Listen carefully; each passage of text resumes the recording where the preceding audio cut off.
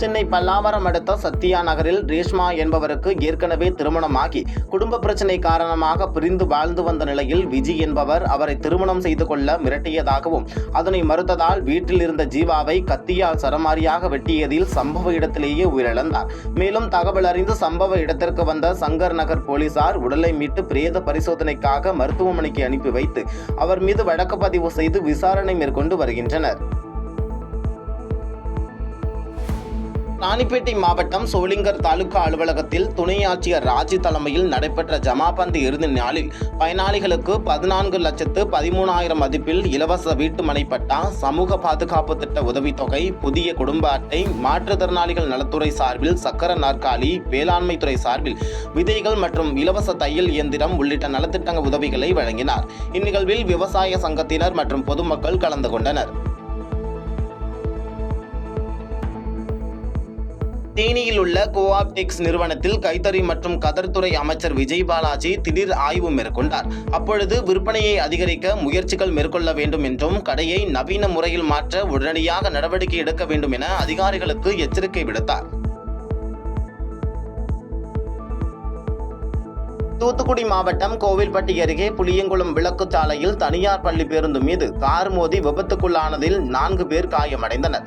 பின்னர் தகவல் அறிந்து சம்பவ இடத்திற்கு வந்த மேற்கு காவல் நிலைய போலீசார் அவர்களை மீட்டு கோவில்பட்டி அரசு மருத்துவமனைக்கு சிகிச்சைக்காக அனுப்பி வைத்து இச்சம்பவம் குறித்து வழக்கு பதிவு செய்து விசாரணை நடத்தி வருகின்றனர்.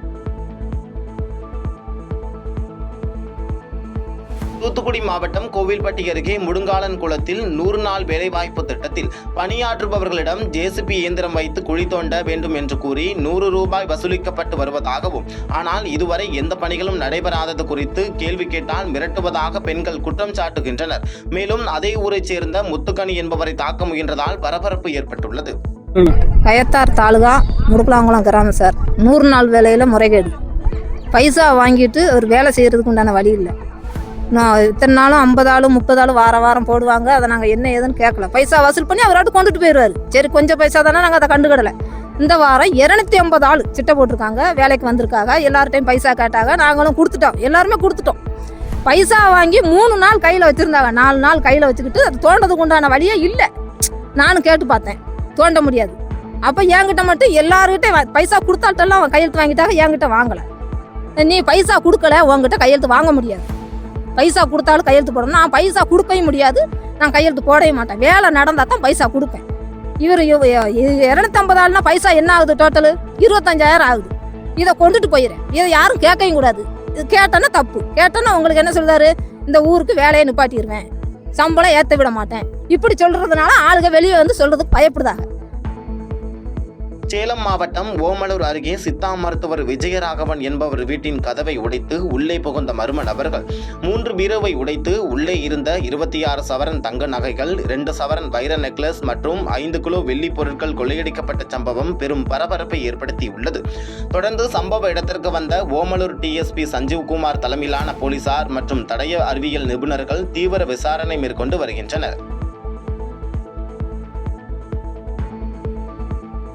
கள்ளக்குறிச்சி மாவட்டம் கல்வராயன் மலைப்பகுதியில் உள்ள அரசு ஏகாலய உண்டு உறைவிட பள்ளியில் 5 மாணவிகளிடம் பாலியல் சீண்டலில் ஈடுபட்ட தற்காலிக கணினி ஆசிரியர் சுரேஷ் என்பவரை கள்ளக்குறிச்சி அனைத்து மகளிர் காவல் நிலைய போலீசார் போக்சோ சட்டத்தின் கீழ் வழக்கு பதிவு செய்து நீதிமன்றத்தில் ஆஜர்படுத்தப்பட்டு சிறையில் அடைத்துள்ளனர். இதுகுறித்து விடுதி காப்பாளர் கிருத்திகா அளித்த புகாரின் பேரில் நடவடிக்கை எடுக்கப்பட்டுள்ளது.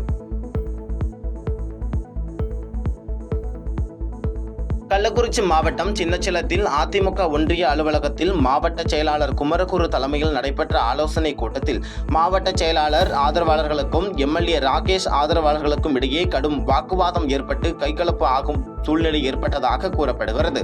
இந்நிலையில் தகவல் அறிந்து வந்த சின்னச்சேலம் போலீசார் பேச்சுவார்த்தை நடத்தி அவர்களை வெளியே அனுப்பியதில் இருதரப்பு ஆதரவாளர்களும் அங்கிருந்து கலைந்து சென்றனர்.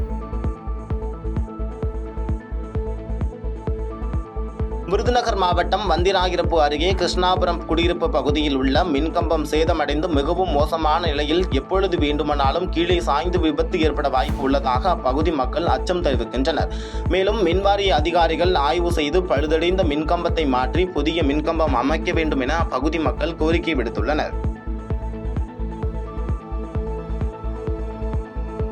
நீலகிரி மாவட்டம் மாயார் பகுதியில் வளர்ப்பு நாயை விரட்டி வேட்டையாட முயன்ற சிறுத்தை வீட்டிற்குள் நுழைந்ததால் வீட்டின் உரிமையாளர் உடனடியாக கதவை வெளிப்புறமாக பூட்டியுள்ளார். இதைத் தொடர்ந்து உடனடியாக வனத்துறைக்கு தகவல் அளித்ததன் பேரில் வனத்துறையினர் சிறுத்தையை கூண்டு வைத்து பிடித்து அடர்ந்த வனப்பகுதிக்குள் விடுத்தனர்.